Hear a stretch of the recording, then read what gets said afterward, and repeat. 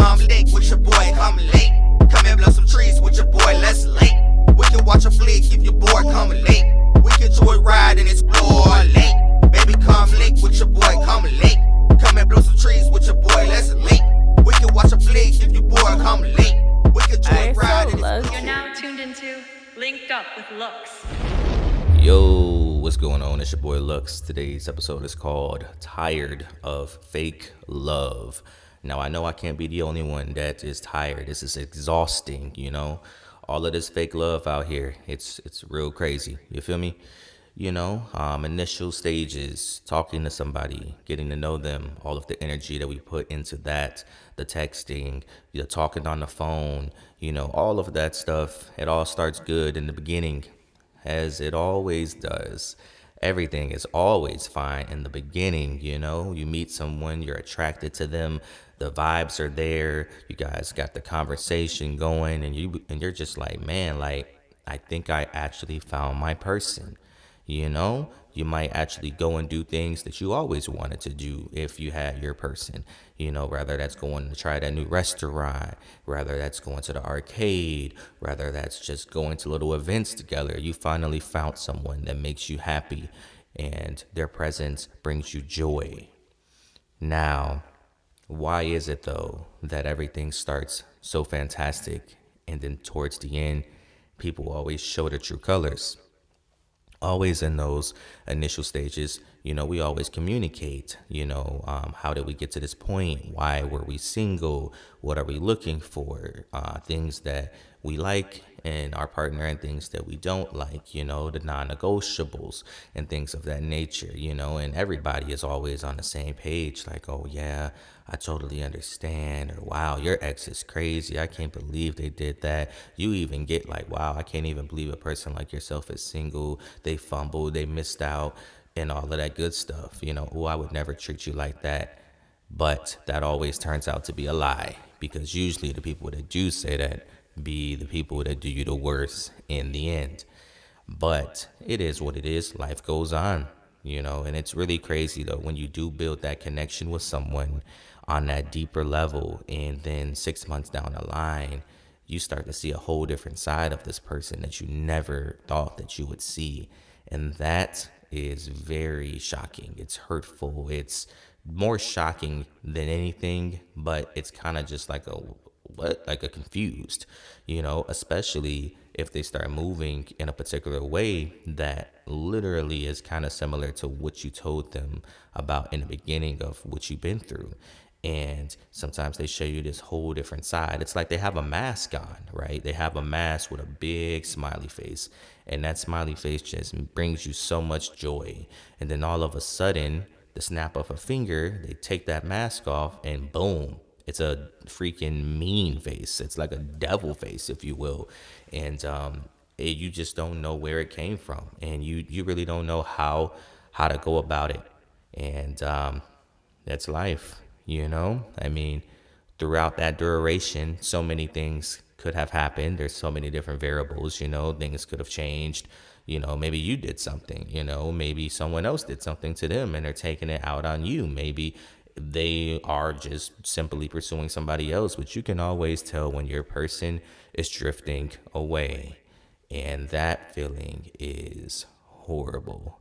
When you slowly start to see the communication die down, when you slowly start to see the consistency die down, when, you know, certain routines and patterns, you know, that they used to do, they don't become as how they were. They start moving different. Things are changing, you know. They're not hitting you up right after work like maybe they always did, or they're not texting you throughout the day at work, you know, as quickly as they may have, or you're waiting for extended responses, you know. And some people, when things like that happen, that got, you know, it gets your mind going. It makes you think like, man, like, this is odd, you know. Normally they always text back, or, you know, if I call them, they'll answer. If I just wanted to see like, hey, you good? You know, you're not getting any answer. So you can only think the worst, especially if you truly, genuinely care about someone. I mean, you're just going to jump to conclusion. Now, I used to have a woman that it could be something as simple, as a location, where, she would panic. Like, say, for example, if I just randomly maybe shared my location because maybe I just wanted to, like, make a pinpoint. Like, obviously, let's say that the location wasn't continuously on and I just share my location randomly, for that person, that used to send them into a frenzy because they're looking like, what's going on? Do I have to call the police?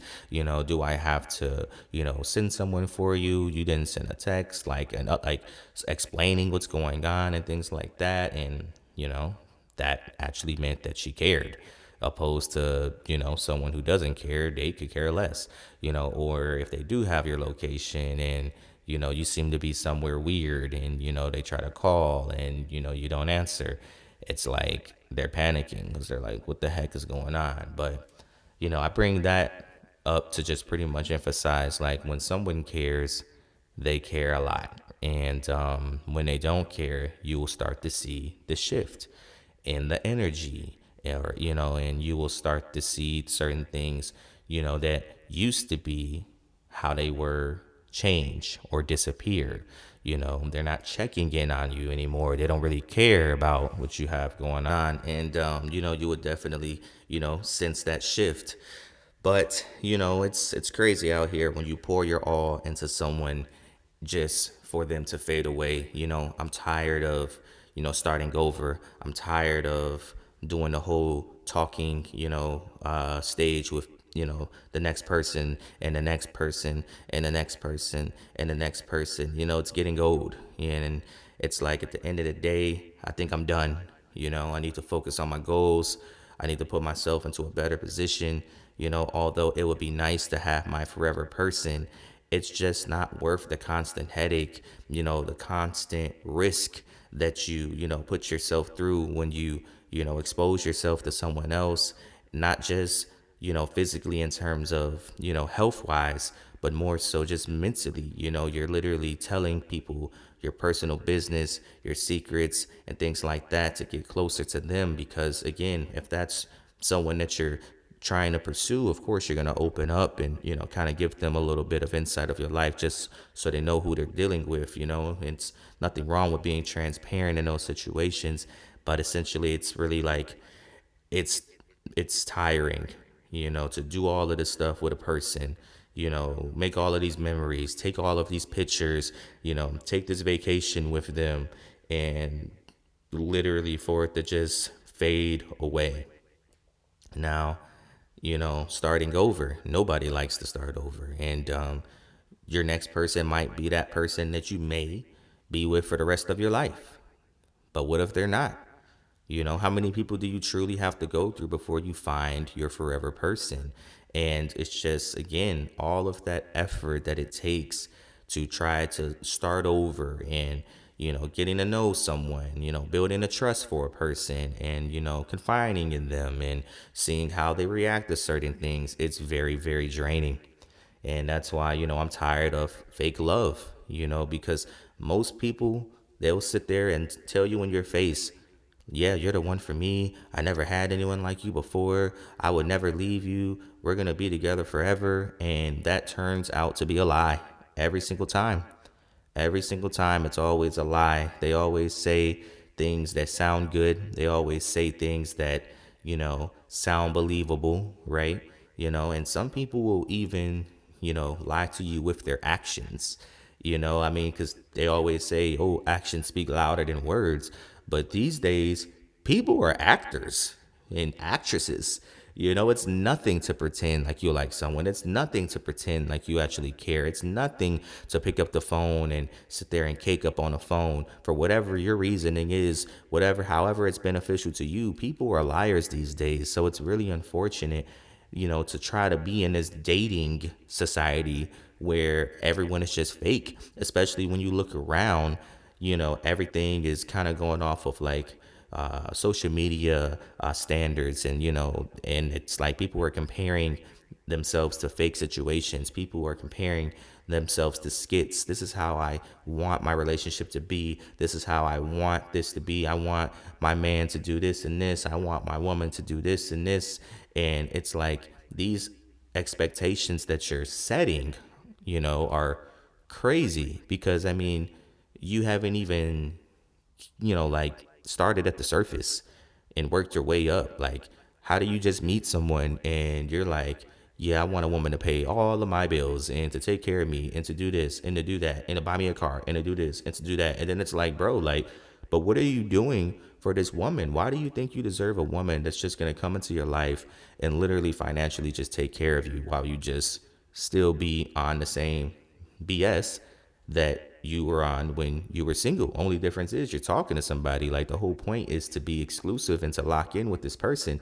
And you come in with these unrealistic expectations, I mean, it makes sense, why you can't get what you want. It makes sense why, you're going to stay single, because you're sitting here comparing what other people may have, or what's portrayed on social media, as your reality, when your reality is you're broke. Your reality is you want a woman with a good job and you still work, a little 9 to 5 at a restaurant.